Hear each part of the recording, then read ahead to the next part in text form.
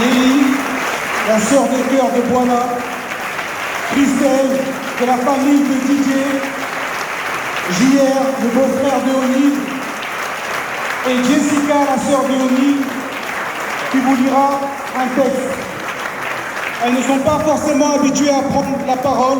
C'est pas forcément évident parce que l'arrestation de leurs proches les a mis dans une situation un peu compliquée au niveau moral. Donc elles ont besoin, et ceux qui sont arrêtés, qui sont actuellement détenus, ont besoin de vos encouragements, ont besoin de vous entendre, les applaudir comme il se doit.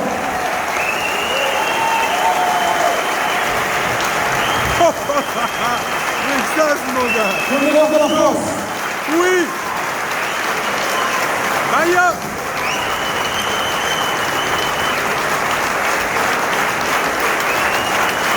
Allez, viens.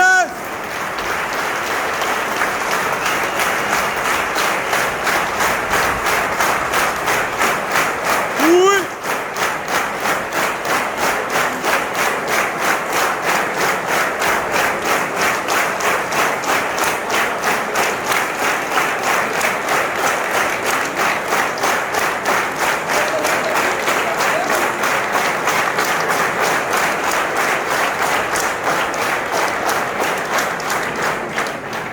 Bonsoir.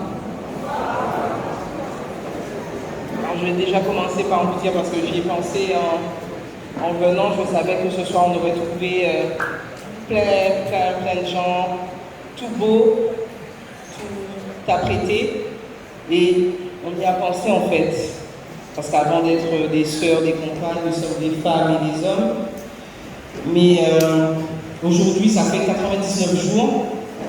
99 jours de mai, donc 100 jours, et je ne peux pas penser autrement, je ne me sens pas autrement que ça. Parce que quand on porte, puisque je suis devant, mais c'est cette famille qui subit la même chose, je me sens plus proche et c'est ma réalité, c'est notre réalité aujourd'hui à ces 7 familles.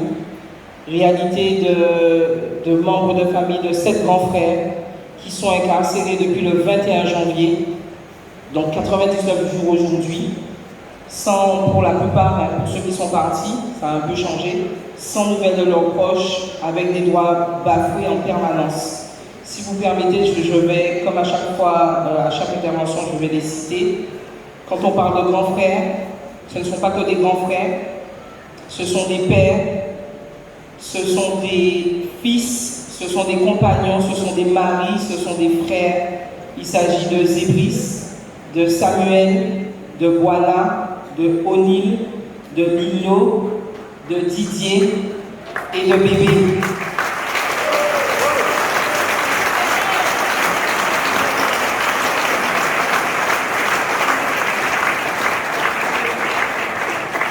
Alors pour ceux qui me connaissent, je n'ai pas la langue de bois, je ne connais pas et je suis content de vous voir aujourd'hui tous réunis. Mais ça me pique un petit peu parce que depuis le 21 janvier, nous avons fait sembler, messieurs, alors que nous ne pas connaître ça. Nous avons fait un paquet de semblés. Nous avons prié la population de nous soutient nous. Et malheureusement, pas de ni bon monde. Oui, de ni 20 monde. 30 monde, allez, en tout cas, c'est 60 personnes, mais on n'avait pas la salle qu'on a actuellement. Et du coup, je suis obligée de remercier le frère Kémy, je le dis, qui a répondu très vite en un message, deux et puis un message sur Instagram, quand on lui a annoncé que 7 grands frères étaient incarcérés, dont un chez lequel on avait trouvé un livre de Kémy qui a été mis sous scellé. Ce qui voudrait dire aujourd'hui, ce qui sous-entendrait que le noir qui s'instruit, le noir qui a des livres est un noir armé. À qui profite le crime? À qui profite le crime aujourd'hui? Mais en fait, je tiens à le remercier parce qu'il arrive de très très loin pour nous soutenir. Un message, il a suffi d'un message pour qu'il puisse nous dire « j'arrive ».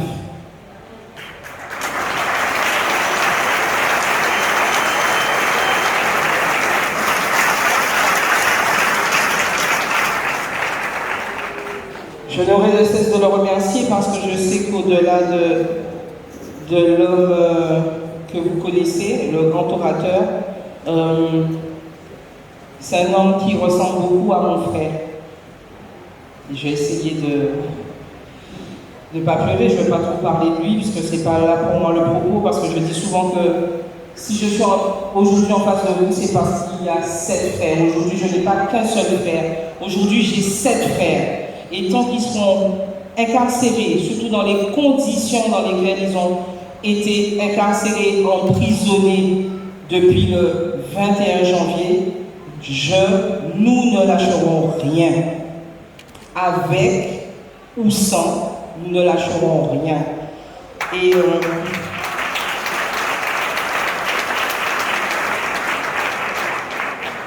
les grands frères, comme je vous disais, ce sont des pères, des fils, des compagnons, mais ce sont pour la plupart des travailleurs sociaux, donc indirectement des travailleurs de l'État. Donc aujourd'hui, ils se retrouvent confrontés, ils sont accusés par l'État qui les a embauchés à la base pour leur venir en aide, pour aider cette jeunesse considérée en perdition par l'État, par le système.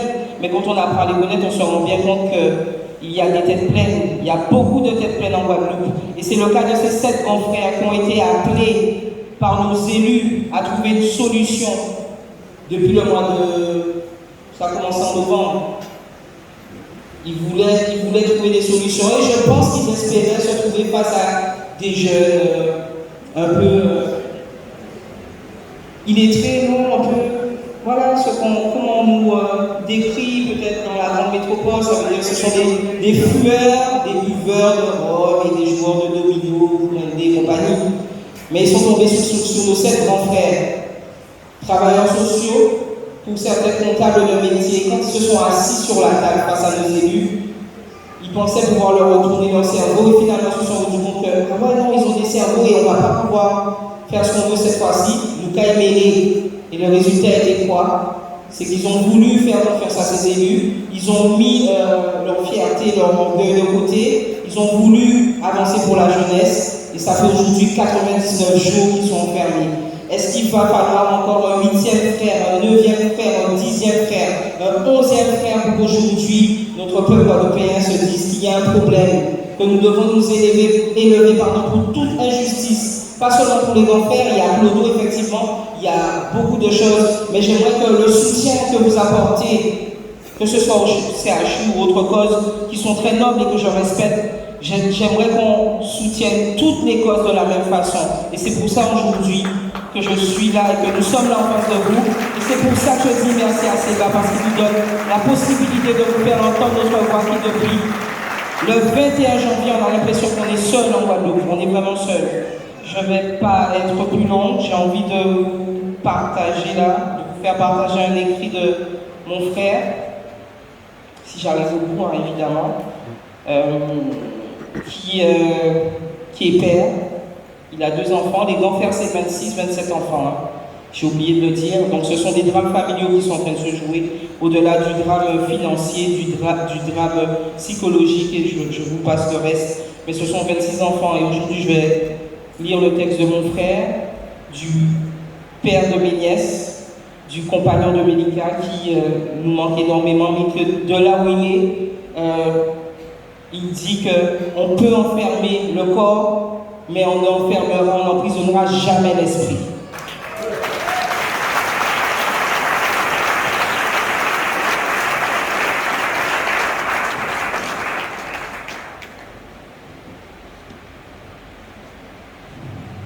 Aussi paradoxal que cela puisse l'être, la distance renforce nos liens, donc de fait nous rapproche.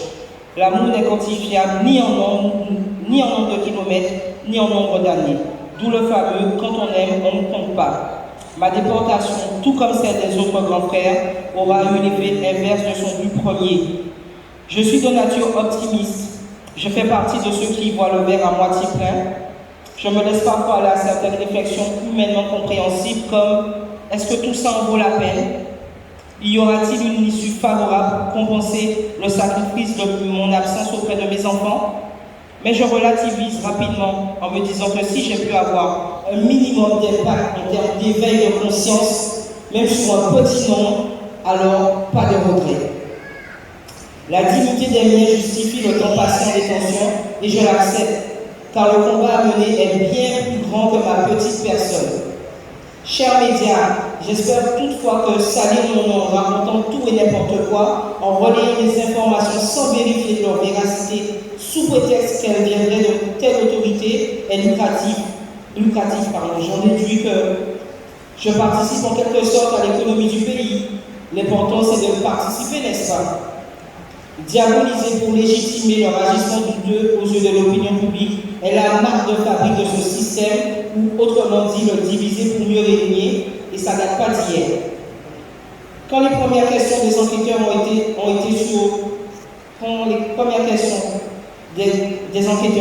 été sur mes supposées relations avec tel syndicat ou tel mouvement citoyen, va maintenant forcément répondre par la contre-question. Et alors?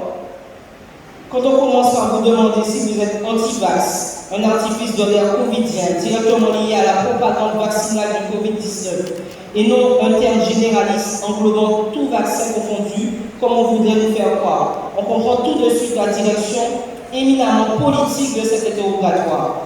Les décisions juridiques qui ont suivi jusque-là remettent fortement en question l'impartialité de la justice face aux politiques, car c'est de cela dont il s'agit. Un flagrant délit de trafic d'influence fait par ceux-là même qui nous accusent d'en faire sur les élus locaux et autres grandes puissances économiques du pays qui, pour le coup, démentent ces accusations. En vérité, c'est un honneur d'être placé en ennemi du bourreau de mon peuple. Dans le film qui se fond, je préfère de loin le rôle de Jamie Foxx plutôt que celui de Samuel L. Jackson, rôle déjà pris par nos élus locaux, cela dit. Même s'il est vrai que j'ai à redire sur le fait que Django trouve son salut grâce à la formation et l'intervention de d'autres. Il y a toujours cette connotation subtile tendant à nous faire croire que nous ne pouvons pas nous sauver par nous-mêmes. Sacré Hollywood. Je refuse de recevoir des leçons d'un État dont sa propre histoire le discrédite de toute morale. Il est disqualifié d'office. En aucun cas les oppresseurs ne peuvent se placer en oppressés.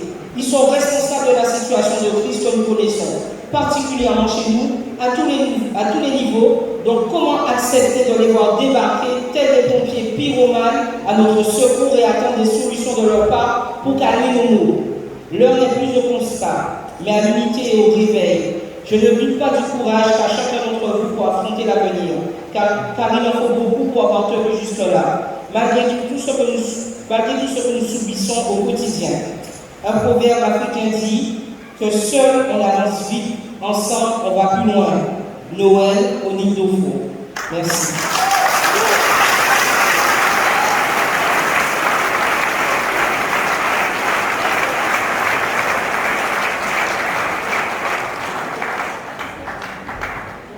Bonsoir. Alors, malheureusement, je vais aller dans le sens des paroles de Jessica. Ça fait chaud au cœur, ça fait vraiment chaud au cœur de vous voir aussi nombreux.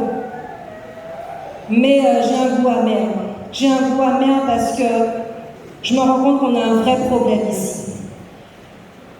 Peut-être que l'affaire des confrères m'a vraiment fait prendre conscience de ce souci, mais nous avons un souci.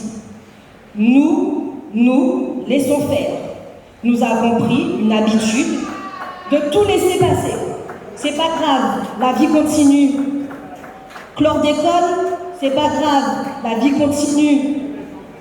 Là, on va vers un non-lieu. C'est pas grave, la vie continue. Clodo a été tué.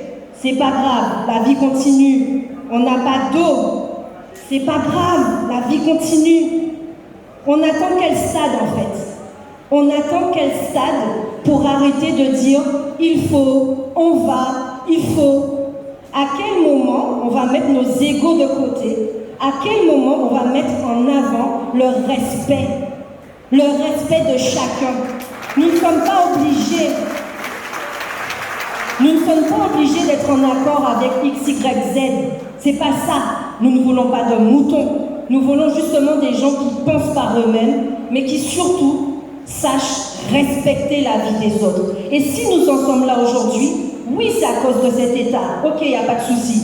Mais il faut aussi qu'on se regarde aussi entre nous, qu'on se dise, mais c'est quoi notre souci aussi? Pourquoi on n'arrive pas à tous se battre pour les causes qui nous concernent tous. Pourquoi on n'arrive pas à faire ça? Est-ce qu'il faut qu'il y ait encore plus de morts? Est-ce qu'il faut qu'on nous destitue de tous nos droits? Pour que là, on essaie de se dire, eh mais les gars, il va falloir qu'on se réveille. Là, il est déjà trop tard. Donc là, je vous vois tous, je suis vraiment heureuse de vous voir. Mais moi, ce que j'aimerais, c'est que Kémy soit là ou que Kémy ne soit pas là, qu'on sache nous aussi se réunir et à faire avancer ce pays.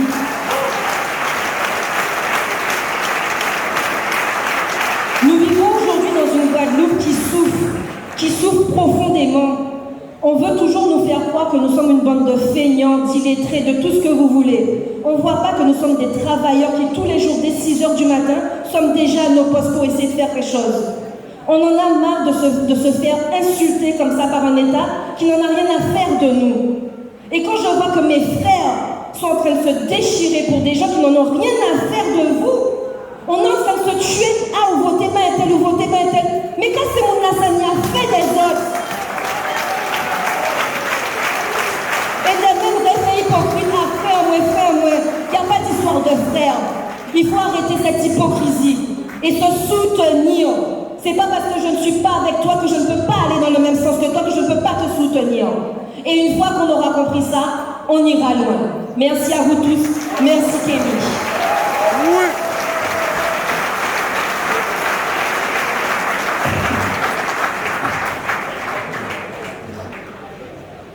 Bonsoir à tous. Je n'ai pas pour habitude de parler. Je n'aime pas ça. Je n'aime pas être au devant de la scène. Vous entendez, ma voix elle est tremblotante. Je suis une femme d'action. Je suis une femme de terrain. Nous 7 frères, Bébé, Boana, Zébris, O'Neill, Lilo, Didier, Samuel, ce sont des hommes de terrain, cultivés, mais on ne les voit pas non plus. Oui, problème de chlordécone. Oui, problème de canalisation d'eau, de terrain, d'implantation, comme j'ai entendu dire, d'éoliennes, plus expulsion à la pluie. Oui, j'entends tout ceci. Oui, je subis comme vous la vie chère, mais je ne suis pas derrière un micro, je suis sur le terrain. On contemple les autres, mais ce n'est pas notre place ici. Merci à Kémy, merci l'épouse, je ne connais pas le prénom, mais Madame Kémy, merci. Mais nous savons faire. Pourquoi ne pas nous unir? Pourquoi ne sommes-nous pas ensemble? Pourquoi attendre que de nos frères, qui lui-même est dans un combat, sorte de son combat pour venir nous porter sa lumière, alors que nous pouvons nous-mêmes nous aider, nous entraider, en nous unissant. Voilà. En nous réunissant sur le terrain, dans les combats. Nous sommes tous concernés, nous sommes dans le même bateau. On nous pas les rayons de ballot, on nous met les go en nous de côté. Arrêtons ça. De cette réunion de ce soir, il y en aura d'autres. Mais ce que j'attends de vous, c'est que nous soyons sur le terrain. Oui, comme a dit Roselyne, nous avons des penseurs, nous avons des gens qui mettent en place des projets, nous avons des gens qui ont créé des entreprises, qui ont inventé des choses. En nous mettions en avant, pas attendre au moment pour que ça dit, ah, était. Non, je dis non, il y en a assez. Merci, je remercie encore Kémy pour cette manière et cette énergie positive.